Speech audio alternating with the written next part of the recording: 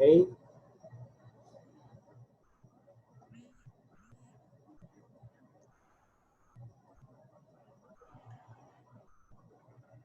Okay, may we continue our discussion? Okay. So we end our discussion with this passage.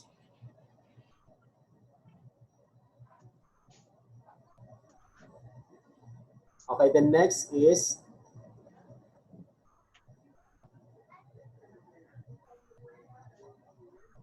edit ko muna lahat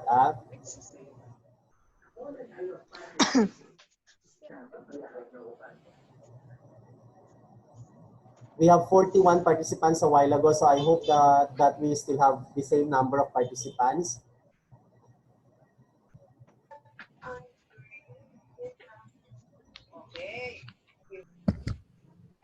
Okay, we only have 20 participants now from 41. Okay, now we continue our discussion.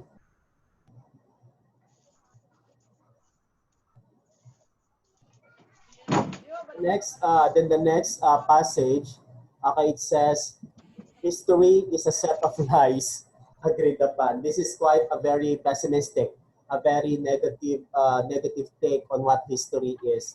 Ang kasaysayan daw ay koleksyon ng mga kasinungalingan na sinang-ayunan ng halos lahat. Okay?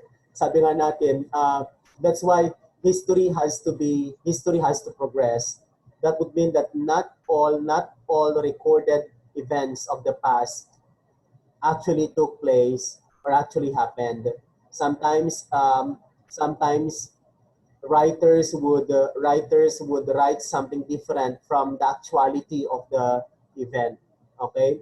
History is a set of lies agreed upon. Kaya nga patuloy ang mga manunulat ng kasaysayan na didiskubre kung ano talaga yung mga makatotohanang pangyayari o mga totoong pangyayari sa nakaraan, dahil may mga naisusulat na hindi naman talaga tama.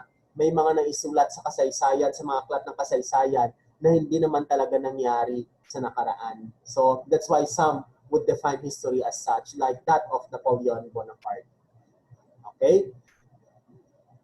Next, we proceed on the next slide. Okay, sorry. History, Stephen said, is a nightmare from which I am trying to awake. Okay? A nightmare I am trying to awake. Magkaiba ang dream sa nightmare, no? Ang dream ay panaginip, ang nightmare ay bangungot. Okay? Ibig sabihin, okay, may mga masasamang pangyayari, okay, maraming mga masamang pangyayari sa nakaraan na inaitala sa aklat ng kasaysayan. Okay? At itong mga masasamang pangyayari na ito, na ayaw na nating balikan, na ayaw na nating muling makita ni sa ating panaginip o ni sa ating mga guni-guni. Okay? Ito yung sinasabi nung kasabihan na ito. Okay? Di ba parang katulad din natin sa buhay, there are parang may mga pangyayari sa buhay natin na kung pwede lang ay ayaw na natin balikan dahil isa siyang bangungot o isang napakasamang pangyayari. Okay, hindi ko na kayo tatanungin kung ano yung mga masasamang pangyayari na nangyari sa buhay ninyo. Okay, hayaan na natin na maging inspirasyon lamang ang mga masasamang pangyayari na ito para lalong pagbutihin sa kung ano man dapat yung kailangan natin gawin sa kasalukuyan. Okay? Now, in my previous class in this course, my students have also defined history.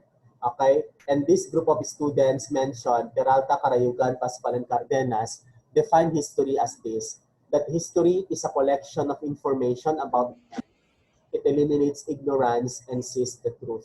Okay? Ito yung kanilang papahulugan ng kasaysayan. Later on in one of our activities in the essay writing, I will also be asking you to create your own definition of history. Another set of students said, from Addukulan, Cheta, and Pagulayan, they said, lessons, experiences, and values from people of the past make history. History transforms people of the present. Okay? Mga aral, mga pangyayari, o mga karanasan, at mga mahalagang mga bagay-bagay mula sa mga tao. Ito daw ang komposisyon ng kasaysayan. At dahil daw dito, nakapagpapabago ng tao sa kasalukuyan ang kasaysayan. Okay, so that's how they define it. Another set of students define history as this by Carriaga, Pabalinas, Maralag, and Padilla, and they said history catalyzes understanding and change.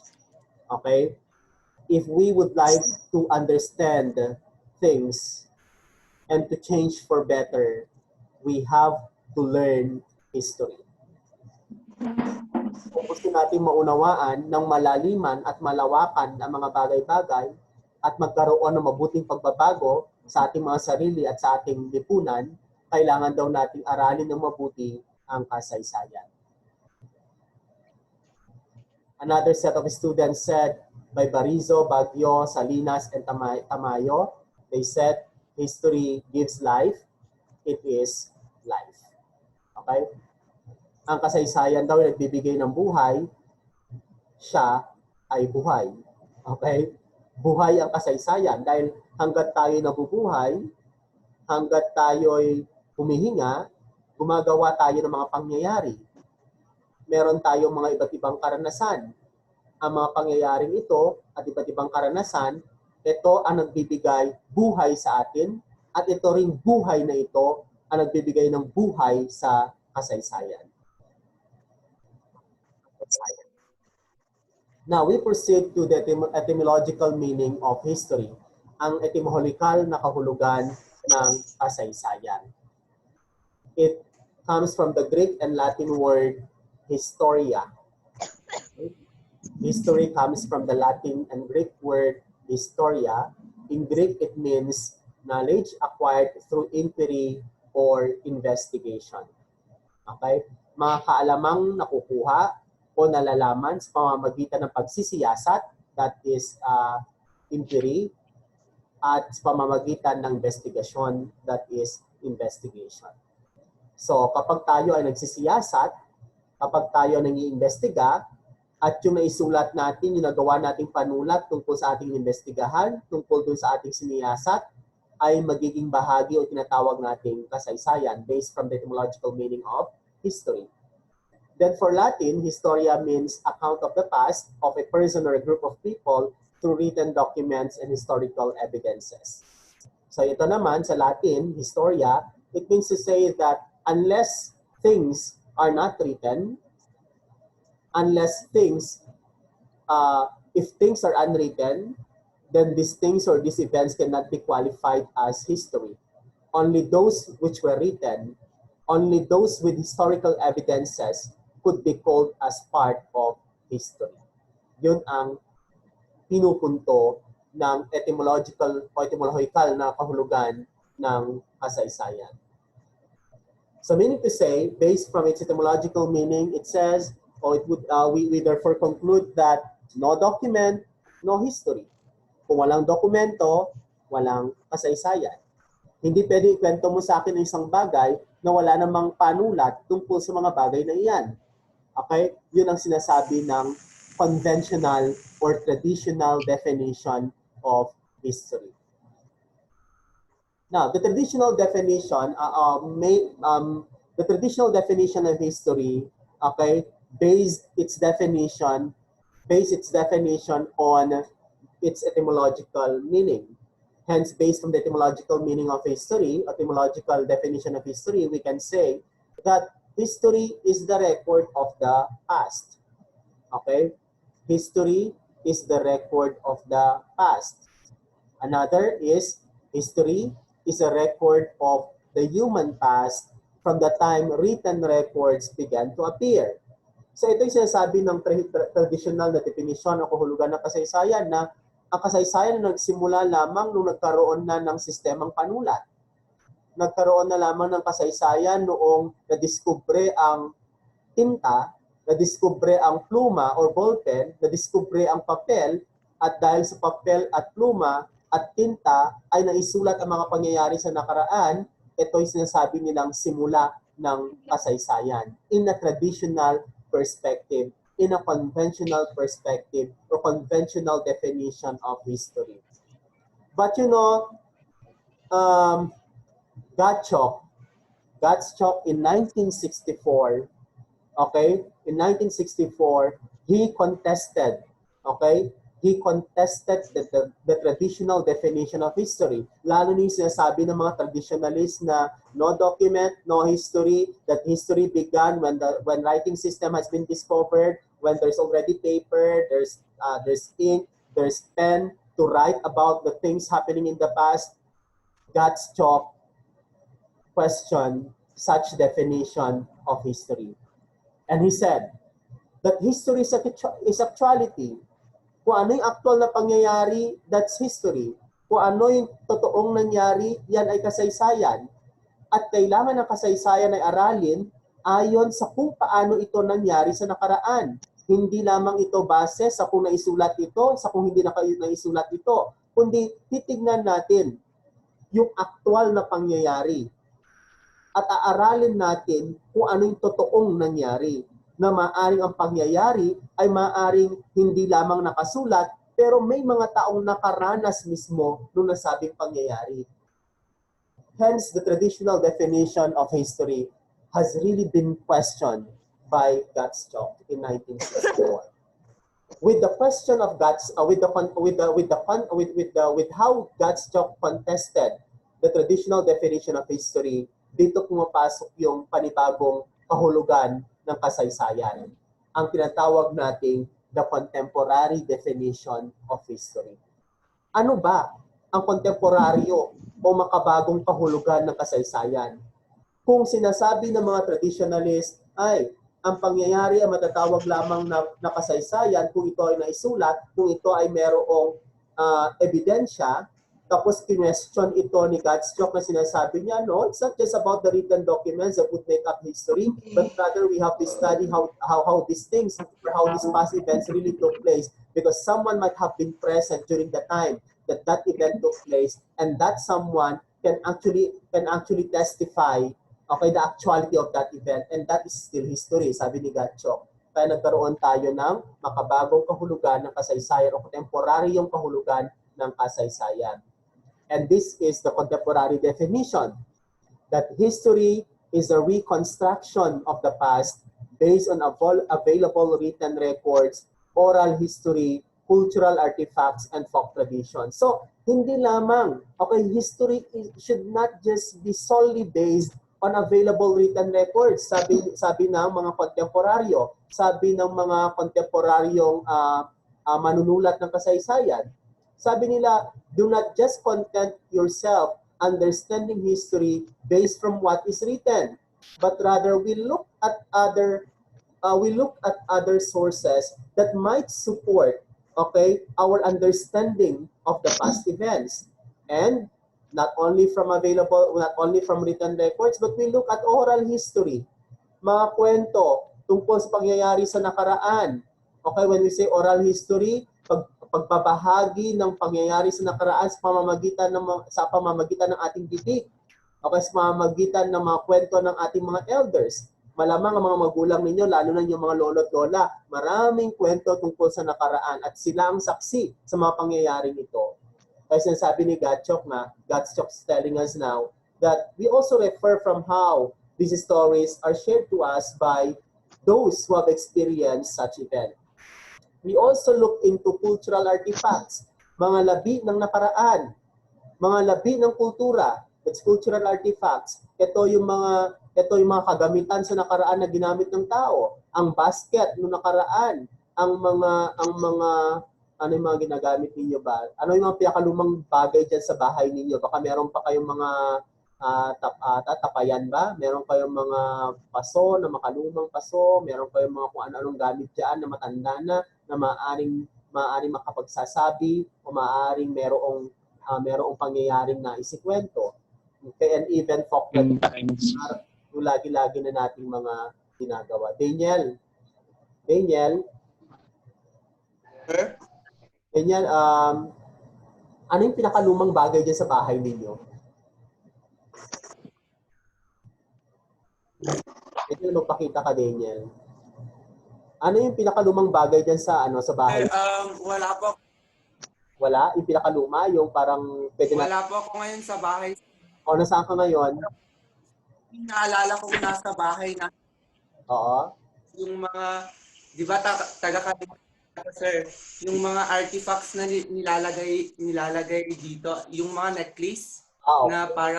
parang red, ganun sir. And then Nasaan ka? yung inuman sir na karamba, alam mo yun sir? Oo.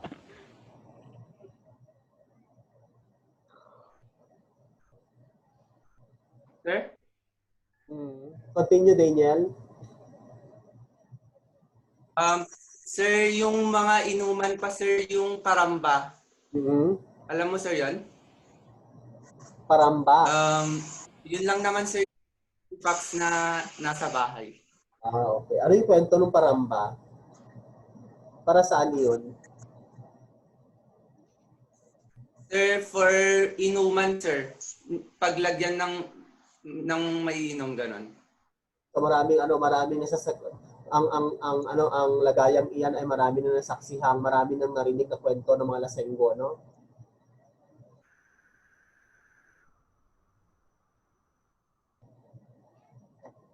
Okay, thank you, Daniel.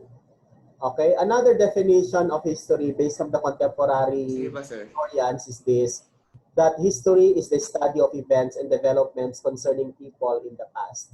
Okay, developments. Paano nagbago, okay, ang komunidad, ang tao, habang tumatagal ang panahon. It basically, should I say, involves collection, analysis, and synthesis of limited available materials. Please take note that even if we have plenty of history books or even other sources of history cannot actually provide us a comprehensive study of the past. Okay? Tandaan po natin yan. Even if we have plenty of history books, even if we have plenty of things that would tell about the past, these things are not yet enough to provide us a complete or comprehensive study of our past as a nation or even the past of the world. Okay, hindi kompleto. Kaya nga patuloy na inaaral, patuloy na naghuhukay ang mga arkeologo, patuloy na nag-aaral ang mga arkeologo, patuloy na nagsusulat ang mga manunulat ng kasaysayan para nang sa ganoon maibigay sa atin ng hindi man lang kompleto pero at least maibigay sa atin yung mga totoong pangyayari sa nakaraan. Okay?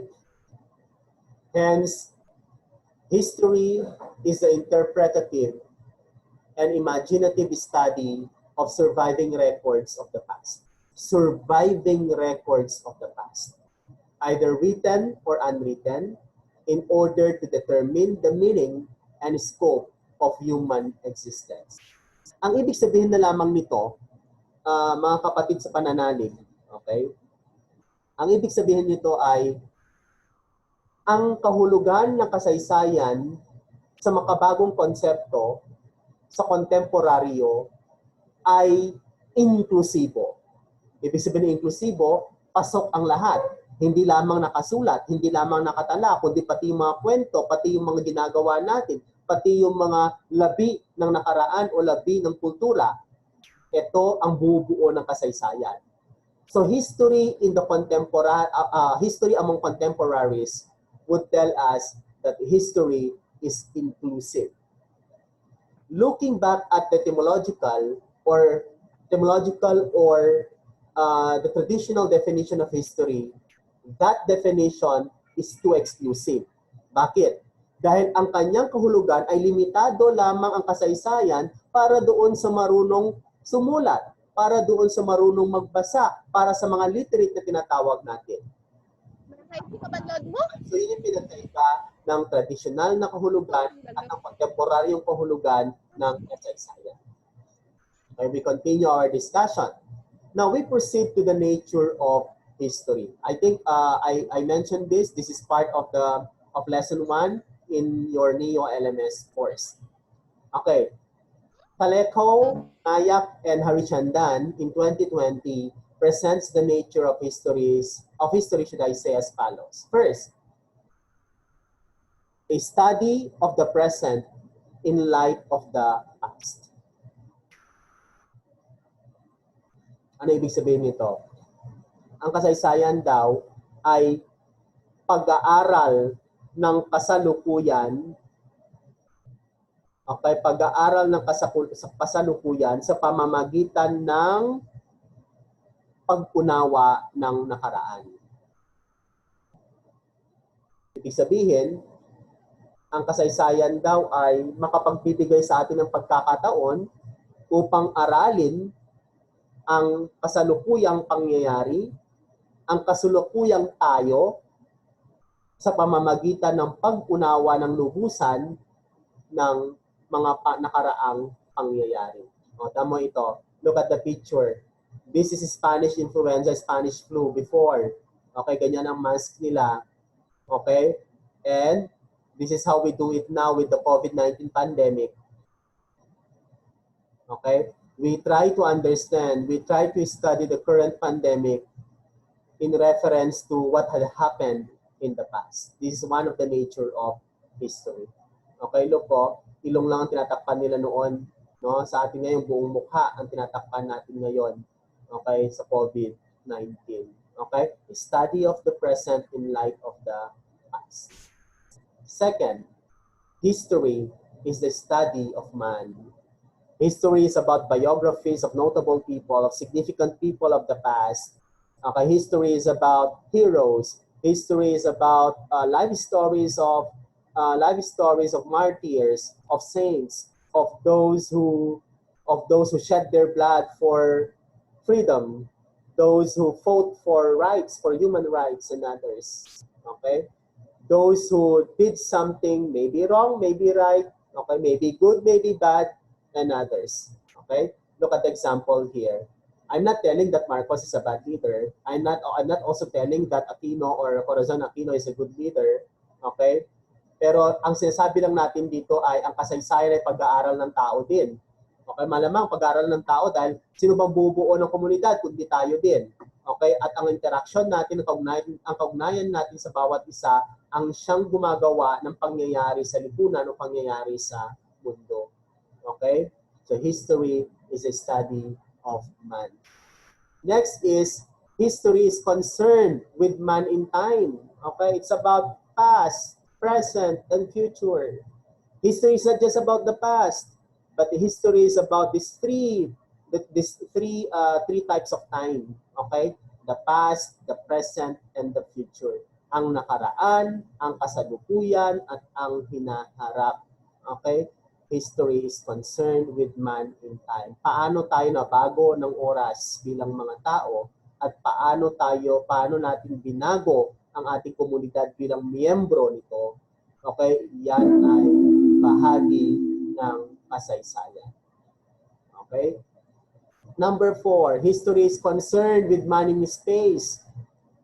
It's about our environment, how we are being influenced by our environment, how we impact, or what are our impacts in our environment. That's history still. Okay? Bilang miyembro ng iyong barangay o bilang residente ng iyong barangay, ano ang ginagawa mo? Ano ang naiambag mo? Okay? Sa espasyong ginagalawan mo. Okay? O ngayon, nandyan kayo sa room ninyo, nandyan kayo sa mga kwarto ninyo, in a certain space sa inyong mga bahay-bahay. Okay? Ano ngayon ang ginagawa mo? Ano ngayon ang ginagawa mo bilang bahagi ng espasyong iyan? Okay? Sir, nag-aaral po kami ngayon. Okay, sir, pinapakinggan ka namin para may matutunan kami. Itong ambag ko ngayon habang nakaupo dito sa espasyong ito. Okay? That is history is concerned with man in space.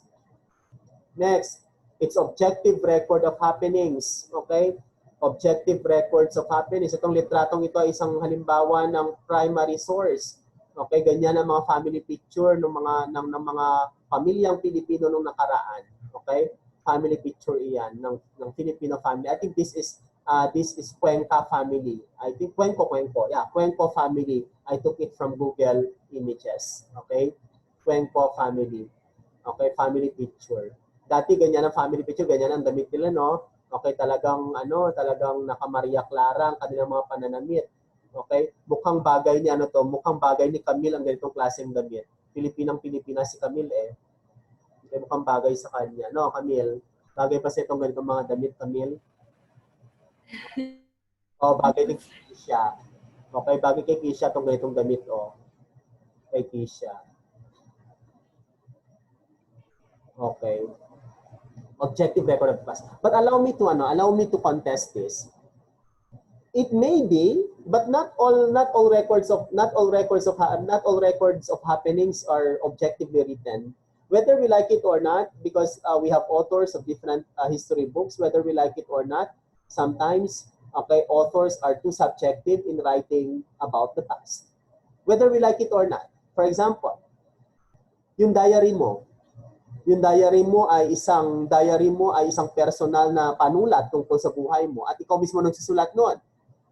Pwedeng ilagay mo sa diary mo na ang bait-bait mo kahit na meron kang kasamaang konti. Okay, dahil ikaw mismo nagkukwento ng sarili mo, tama? Okay, mga diary, dear diary, ngayon ay in love ako. Akalain mo, hindi ako pinansin ni ganito kahit sinabi ko sa kanya na mahal ko siya. Pero ang totoo, okay, baliktad pala yung kwento mo. Pero dahil ikaw manunulat, ginawan mo ng kwento ang sarili mong buhay na hindi naman talaga yung totoong pangyayari. Sometimes history is too subjective din. Okay, it's not objective all the times. Okay, it depends on the writer. Sometimes writers, whether we like it or not, they do have their own subjectivities when they write stories about things. Especially if they write stories about themselves. Okay? Siyempre, ako na nga lang ang manunulat ng sarili kong buhay. Gawin ko pa pang kontrabida ang aking sarili sa aking sariling panulat.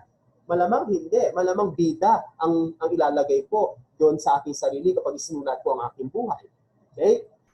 Number 6, it's multi-sided.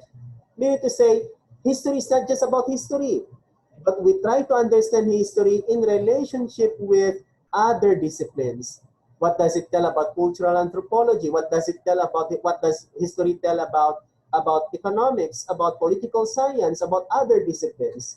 That makes history as multi-sided.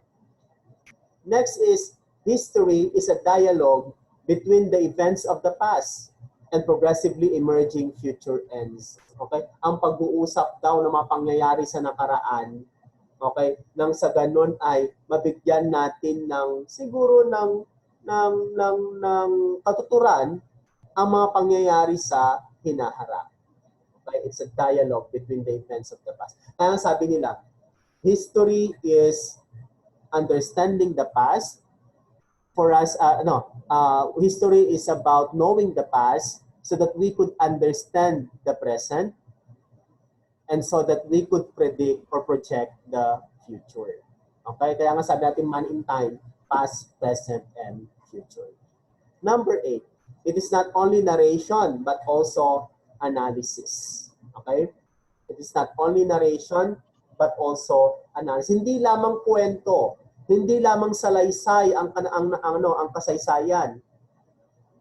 Ang kasaysayan ay hindi salaysay. Ang kasaysayan ay isang pag-aanalisa, okay, sa mga pangyayari sa nakaraan. And when we do analysis, meaning to say, we try to learn from it. Okay? What makes a past significant is when this past would teach us a certain lesson worth living for. Okay? Kaya nga sabi natin, ang past, hindi automatic history. Hindi automatic kasaysayan. Ang past ay nagiging bahagi lamang ng kasaysayan kung ito ay nagiging bahagi lamang ng kasaysayan kung ito ay may mga aral na maaaring maituro sa atin. So history is a significant past. Ang kasaysayan ay nakaraang mayroong katuturan. Kaya nga sa Filipino, kasaysayan, isang sanaysay na may saysay. Okay? Isang sanaysay na may saysay, yan ang tunay na kahulugan ng kasaysayan. Number 9, its continuity and coherence are the necessary requisites of history. Continuity, pagpapatuloy. Okay? Coherence is, when we say coherence, it's quite, when we say coherence, it's something complete. It's something, the events are not separated from one another, but rather they are interconnected. Okay? That's continuity and coherence as requisites of history. And number 10, it has to be relevant. History has to be relevant. Ito, katulad nito, napakahalaga ng pangyayaring ito sa kasaysayan ng Pilipinas. This is EDSA Revolution, EDSA Uno, okay, People Power Revolution, of how a woman, how the leadership of a woman, okay, was able to destroy, okay, a leadership, a violent leadership, or a leadership, a selfless, should I say, selfless leadership. And ito, we questioned a while ago, it's not yet comprehensive. Maybe it's comprehensive per event being discussed, but it's not comprehensive when we say the whole thing about the history of the world, the whole thing about the history of the Philippines, or the history of our community. Maybe it's comprehensive per event. Depende doon sa pag-aaral ng mga manunulat ng kasaysayan, o historiador. Okay, mga historiador. Okay? Next meeting, we will continue our discussion on the relevance of history, because we are running out of time now. We only have 40 minutes. Okay, we are running out of time now in our discussion. Now, we continue that next meeting. Okay, but allow me to, I'll be giving you the tasks now of defining history. Okay, allow me to share the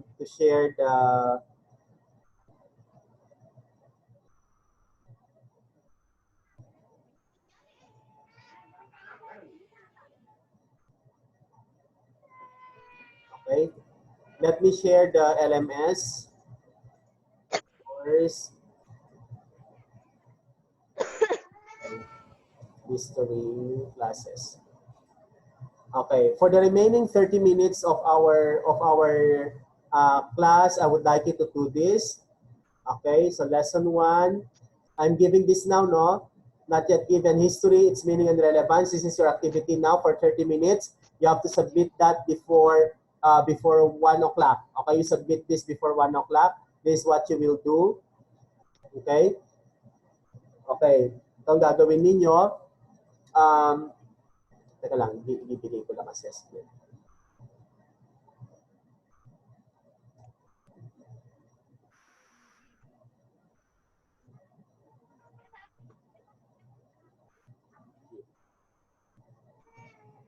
Okay, so naibigay ko na.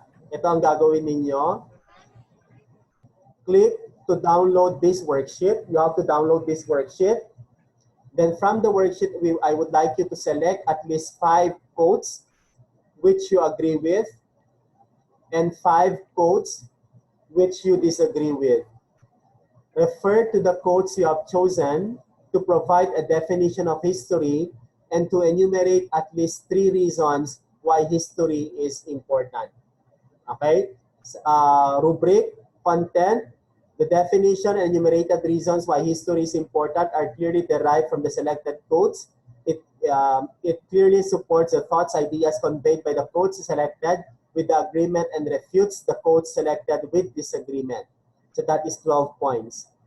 The novelty, the definition and enumerated reasons why history is important are stated using simple vocabularies and are of original statements. That is 8 points. So this is what you are to do. I'll show you the worksheet.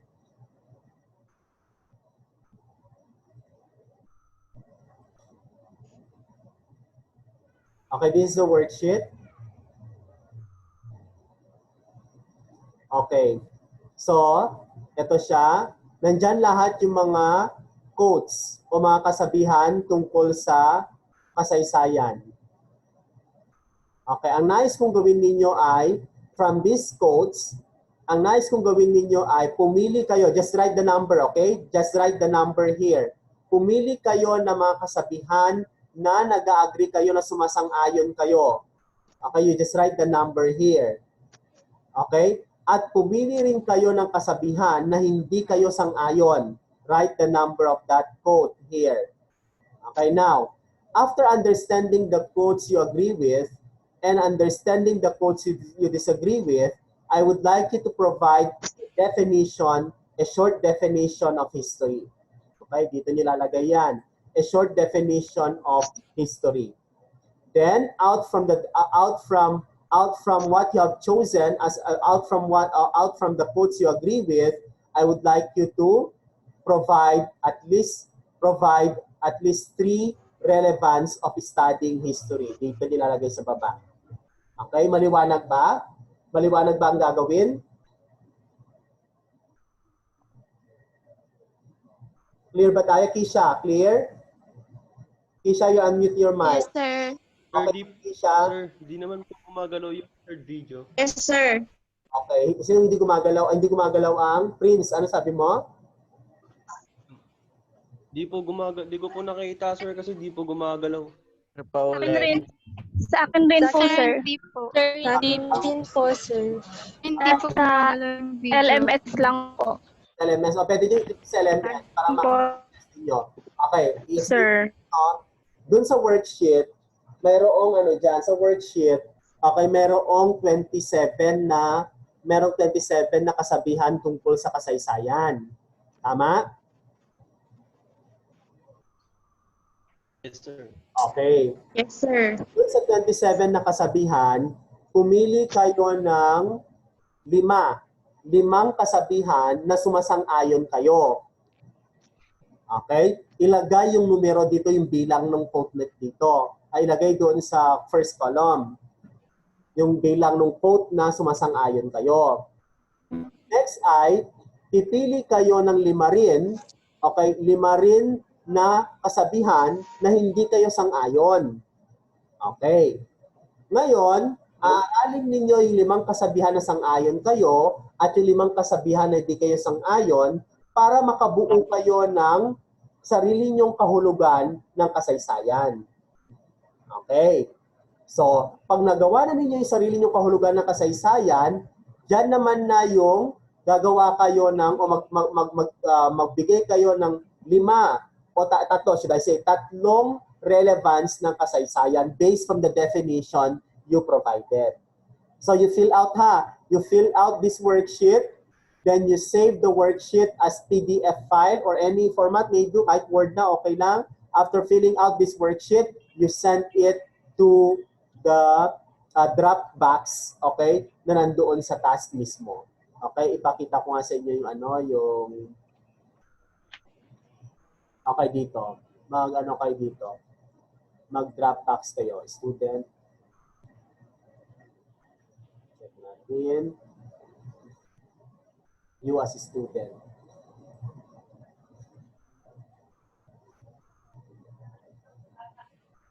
Okay, so ganyan. So ito, okay, i-download niyo yung worksheet, tapos sagutan niyo yung worksheet, kapag na-complete niyo, i-save niyo 'yon. Dito kayo magsasubmit, okay? I-add attachment. You add attachment to upload your completed worksheet. Then you save and submit for grading. Okay? Clear? Clear? Yes, sir. Yes, sir. Sir. Yes, sir. We will leave the Yes, sir. you consume the remaining time for the activity, okay? Yes, sir. Yes, sir. Okay, sir. Thank you po. Okay, thank you and keep safe there. Okay? Thank you, sir. Yes, sir. Thank you, sir. Yes, okay? You too, sir. Okay. Bye, sir.